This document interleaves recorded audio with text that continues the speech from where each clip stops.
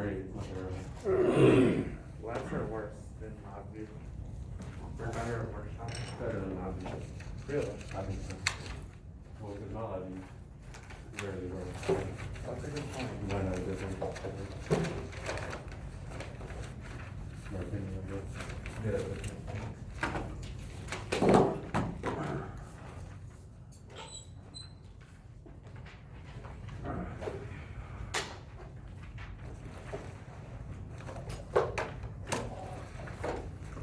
All right. And as stated before, part of the reason why I'm going to go through this derivation is not so that you can regurgitate it later, but one, to show that the equation that they give in equation 36.1 in the book comes from the stuff that we've already done. And so,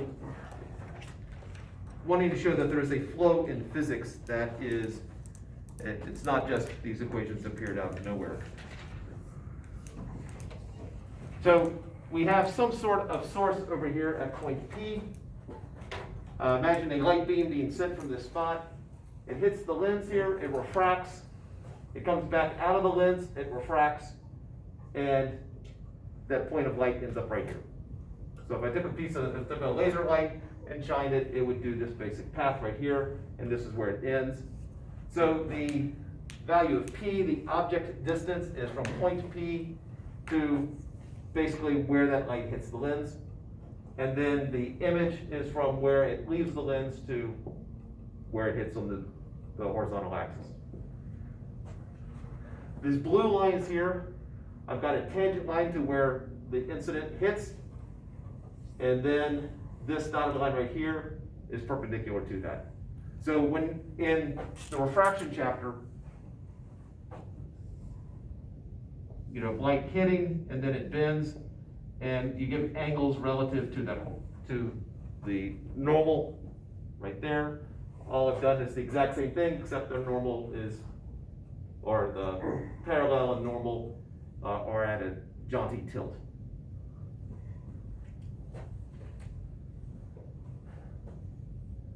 There is some geometry in here. I think it doesn't get too complicated, but just as a quick refresher, in a triangle, the angles in a triangle add up to what? 180.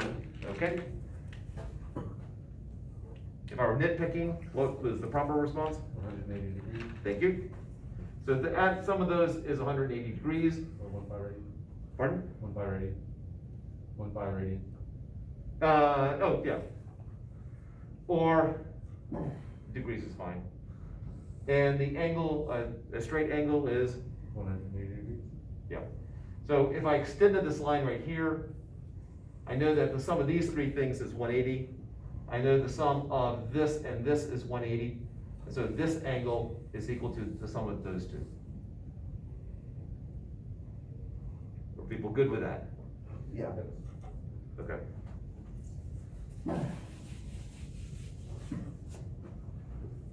If I have two lines that cross, if this is 30 degrees, what is this angle right here? 30. All right, sounds like everybody's good. That's the geometry you need to know. I will refer to my notes as I'm doing this because I cannot do this cold.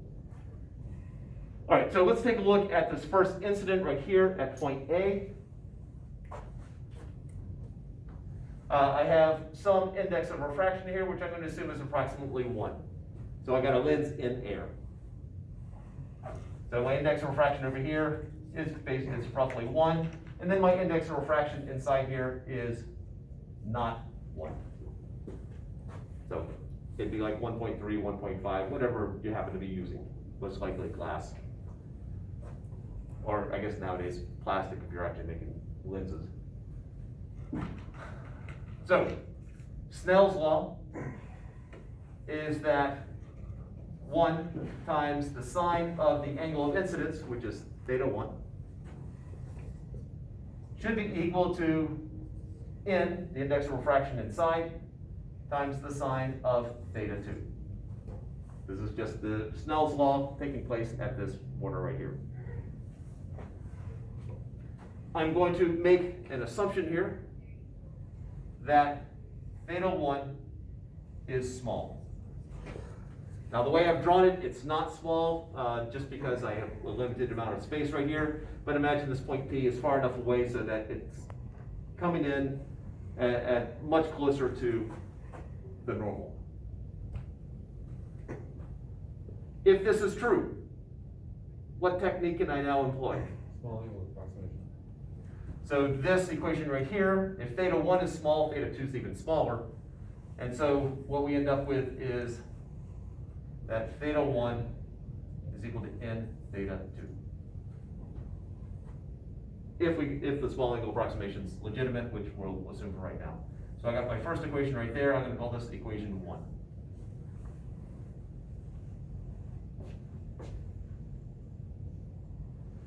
If I look at the triangle here, make sure I hit the right one, PAC, I got point P, point A, and point C right there. C is if I took this normal right here and I extended it all the way to the line, that's what it shows up right there.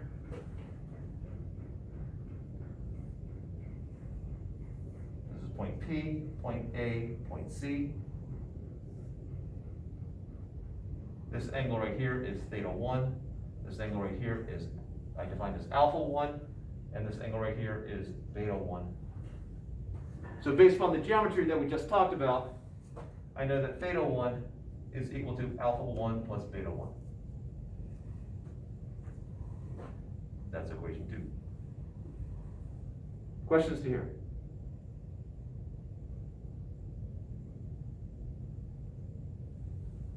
All right, over to the other side. Since the light really is coming in order to use a small angle approximation, our light's coming in from much farther away. Q's going to be coming from much farther away. We'll use the small angle approximation again. We'll start with our Snell's law at this boundary, that n times the sine of theta 3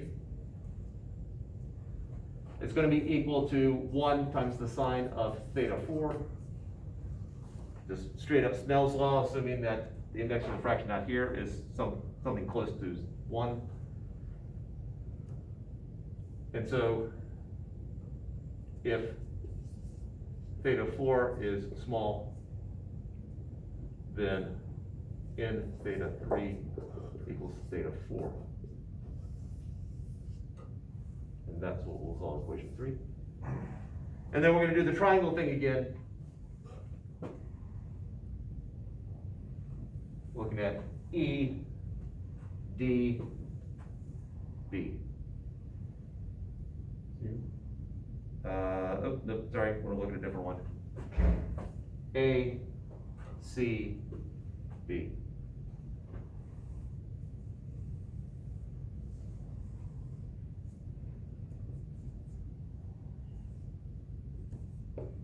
This angle right here is theta 2. This angle right here is gamma. And this external angle right here is beta 1.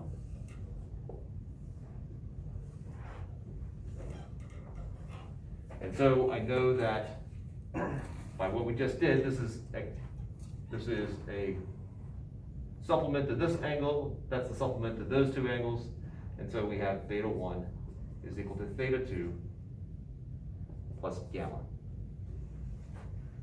I'll call that equation 4.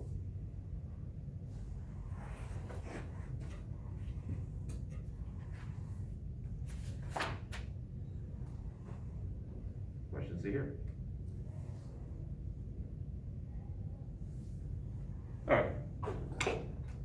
So let's sort of keep track of our equations because I'm going to need some board space here. So I have theta 1 is equal to n theta 2. I have theta 1 equals alpha 1 plus beta 1. I have n theta 3 equals theta 4. And beta 1 equals theta 2 plus gamma.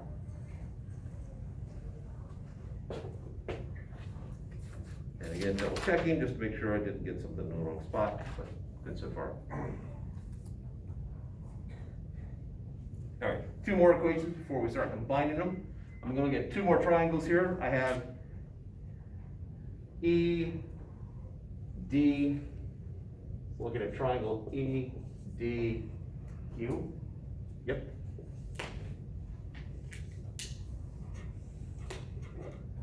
So E meets, this is angle, this is E, this is angle beta 2. This is alpha 2. That's point Q, and point D right here. And what I know is this line right here, coming from E to D, extends, and this angle right here is theta 4. That angle there is theta 4. And so we have theta 4 equals beta 2 plus alpha 2. Call that equation 5. And then one more triangle before we start doing a little algebra here. And then EDB.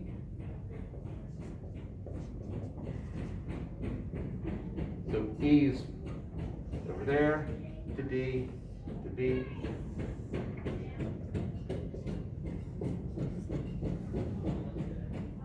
And this angle here is still beta 1.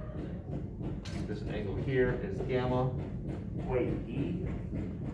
E. That's, it's E, beta 2. D, B.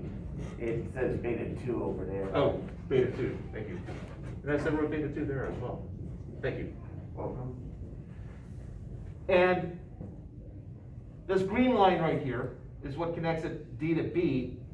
So this angle right here is just the, not alternate interior, it's the, Vertical. pardon? Vertical. The vertical angle? Is it like the opposite? Yeah, that, I Yeah. blinked on the vocabulary. All right, so, well, anyway, it's theta 3, because we have those two lines that Yeah. cross. Yeah, it's the vertical angle. So this angle right here is theta 3, and so we have theta 3 is equal to beta 2 plus gamma. So we'll call that equation 6.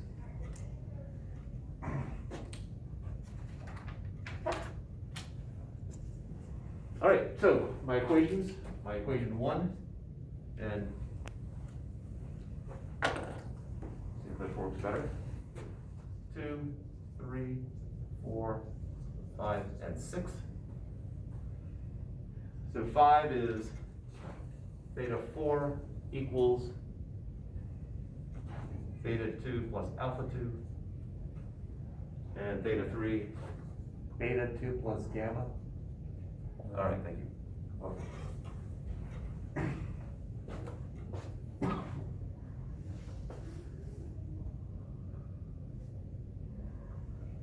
So, let's see, I want to stop, I want to get into, so 1, 2, and 3.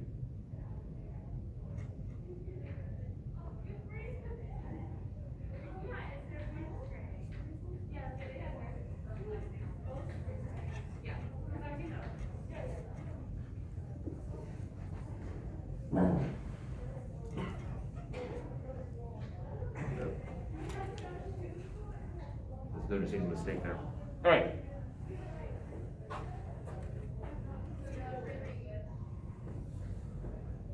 So I'm going to look at these 3 equations right here. 1, 2, and 4? 1, 2, and 4.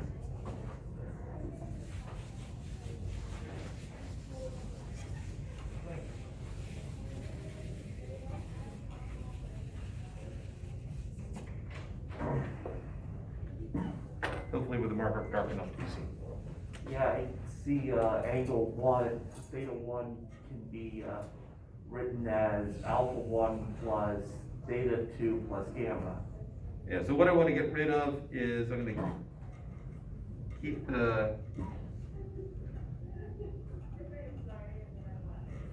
all right. So alpha 1 plus beta 1 is equal to theta 1, which equals n theta 2. So this is combining equations 1 and 2. So I'm taking equation 1 and substituting in equation 2 to get this.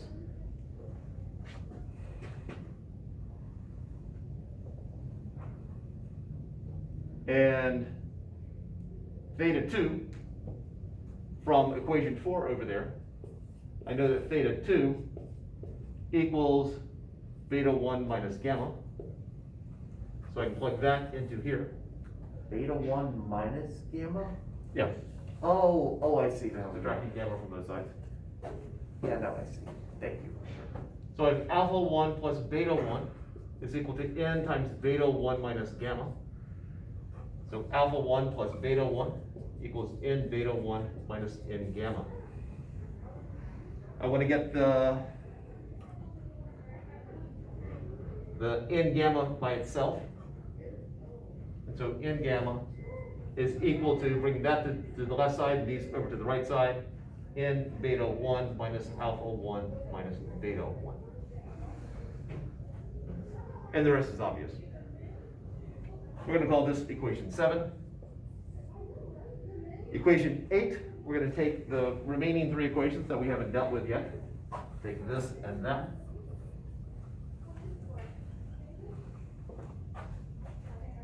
And a different color, just to make it absolutely spectacular.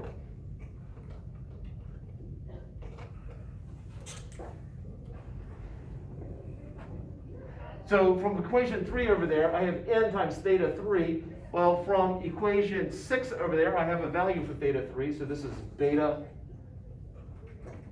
Beta 2 plus gamma. gamma. And that's equal to theta 4, but from equation 5, I can plug in there, so that's equal to beta 2 plus alpha 2. In essence, what I did here is I took this and plugged it in for theta 3, and I took that and plugged it in for theta 4.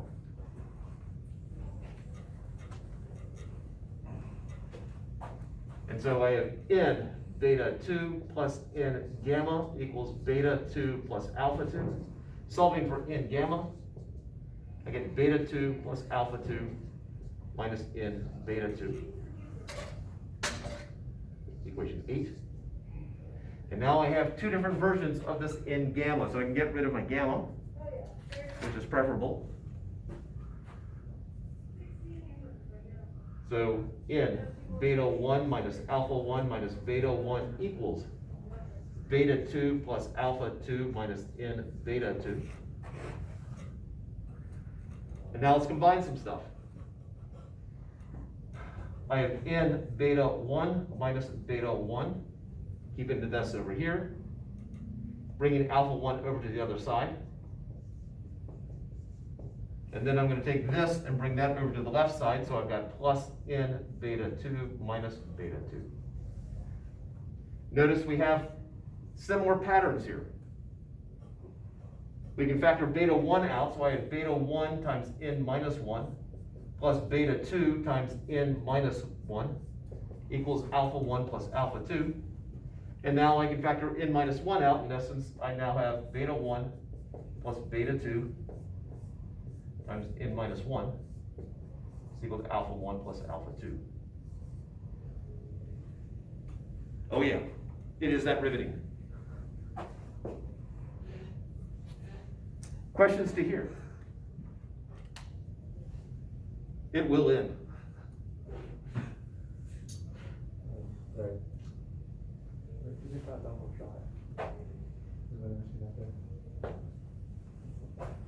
All right. Next triangle I want to look at is this triangle, this P, A, and then down to here. Basically, I have this triangle. I want to get rid of my alphas and ultimately my betas.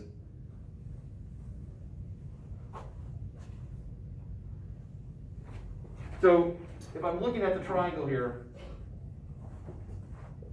P, A, and then I didn't really label that spot right there, that spot there. This is alpha 1, that's a right angle, and this is H1, and this is P.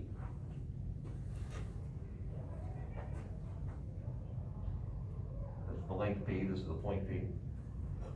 Then the tangent of alpha 1, opposite over the adjacent, H1 over this length P. Over here, very similar type thinking. I have the tangent of alpha 2, looking at this triangle, is H2 over Q. Now, the fact that we originally went with the small angle approximation does assume that P is as far back and Q is very far that way. Small angle approximation we can still work with here. So alpha 1 is equal to H1 over P, and alpha 2 is equal to H2 over Q. And we can now make that substitution.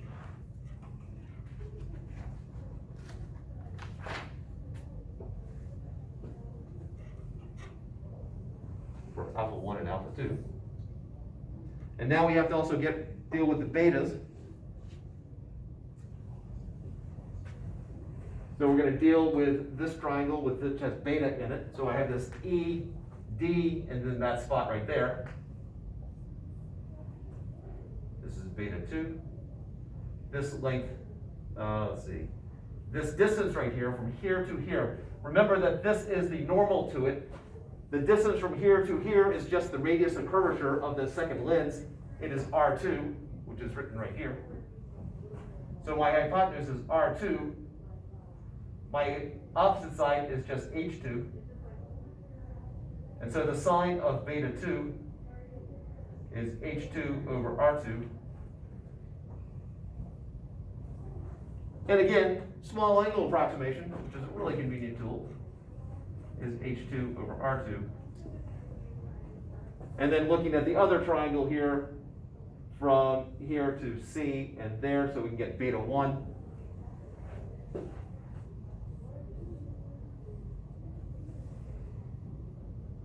That's a right angle. This is H1 and this is R1. From here to here is just the radius of curvature of the front lens. And we end up with sine of beta 1 is the opposite over the hypotenuse, which, given small angle approximation, is B1. So we now can take this equation. We have a value for beta 1, beta 2, alpha 1, alpha 2. Plug it into our equation over here. We just need space to put it.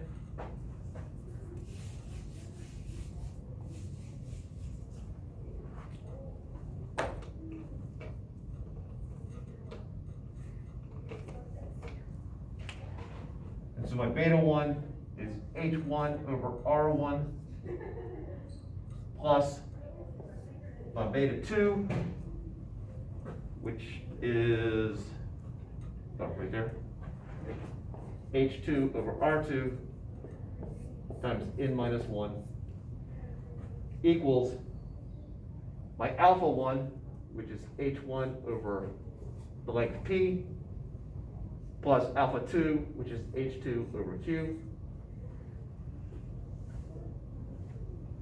Now this H here is the distance from here to, from the the horizontal central axis to where the light beam hits. The difference between H1 and H2 depends on how thick the lens is. As this lens gets closer, this side gets closer and closer to it, then it's really not going to drop that far.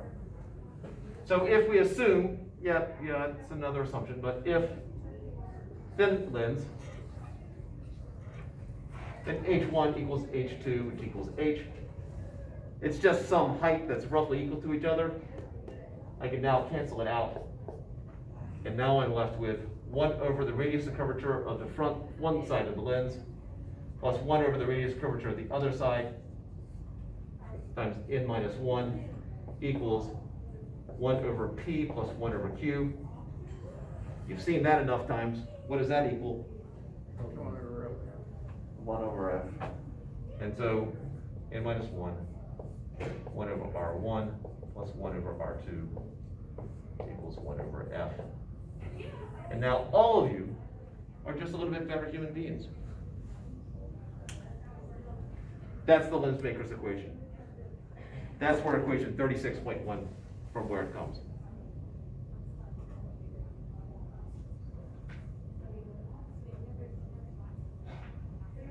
It's a beautiful thing, isn't it?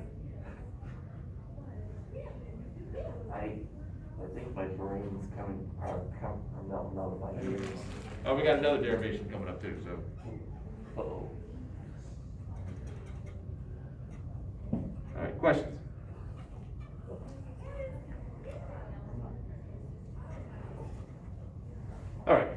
So let's sort of take this idea of refraction again.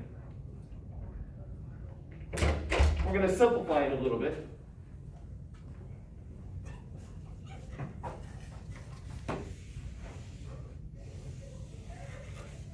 And do another derivation just because you were so enthralled with that last one. Again, I'm trying to provide some justification for the stuff that we'll be doing. Other than, hey, here's the formula. It works, trust me.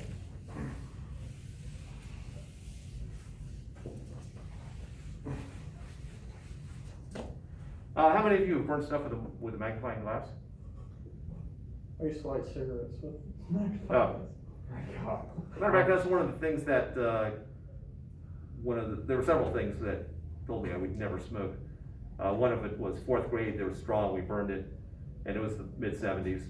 Smoking was, I think the warning on cigarette packages was Non-existent. 9 years old at this point.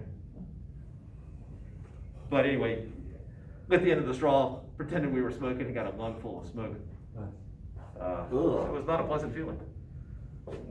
Never is. All right. So if I have a lens here, a converging lens, and the light rays are coming from the sun, they're coming from far enough away that we can assume that they're coming in parallel to the axis.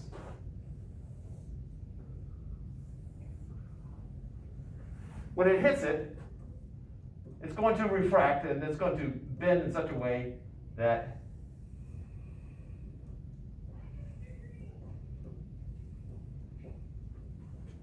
the light is going to basically focus on what's called the focal point.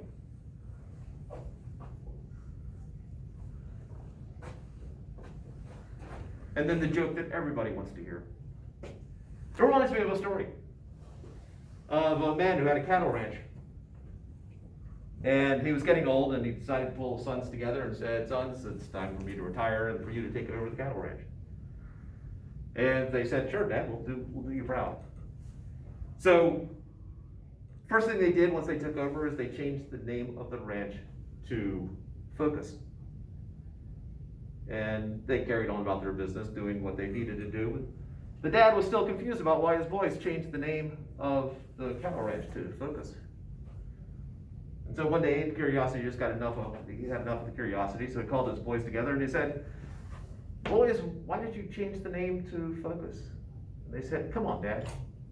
Everybody knows is that Focus is where the sun's rays meet."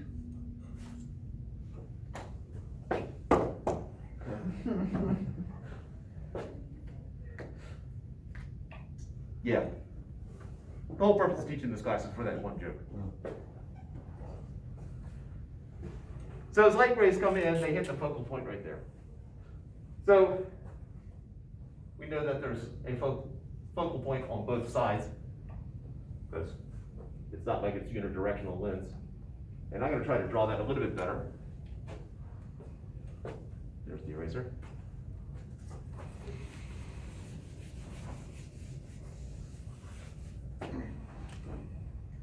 I'm going to just assume that it's a really thin lens, like that, with some central axis. I've got a focal point there and there. Let's extend it out a little bit more.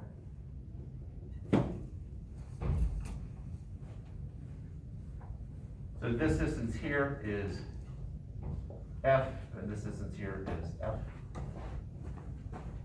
I'm going to take an object, and so this is my object. So if I have a lens, if I have a light beam coming in like this, and it hits, so if it comes in parallel, it's going to hit the lens, it's going to bend towards the focal point. So this point right here is the point F0. This point right here is the point negative F, negative F0. This point right here, well, this would be P. This distance here is P, because that's the distance from lens to object. So this point right here would be negative P, and then the height of object. And so this would be negative P, try that again, 0 height of object. Now I know that if the light ray comes in and goes through the focal point, when it hits the lens, it is going to come out straight. It's going to bend towards the center. And so if it goes through the focal point, it'll come out straight. And let me see if I can actually draw it somewhat straight.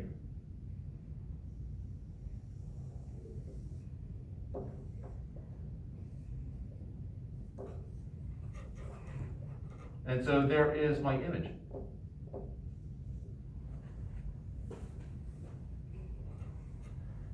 Now this point right here is going to be Q, that is the distance from the lens to where the image is. So Q, just like same terminology as we did with mirrors, and of height h sub I. Now the way I've drawn it right here, h sub I is a negative number.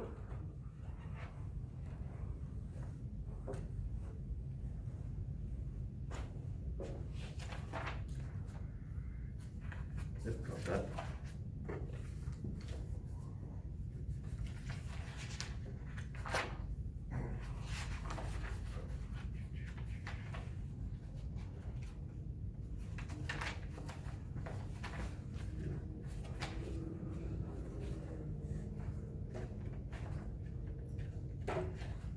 There we go.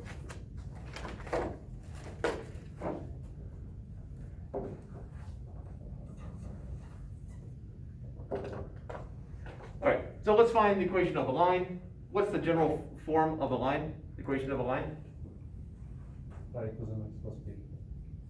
I'm going to use $sign, just because it's used for other things. All right, so first I'm going to do this line right here. My slope, change in y over change in x. So just want to make sure I keep in sync with that. So I'm going to look at these 2 points right here. I know that my rise here will be h sub naught. My run is going to be, well, that distance right there is going to be p minus f. So this is negative h sub naught over p minus f, x plus, well, that's the intercept right there, h sub I. That's the equation of this line right here.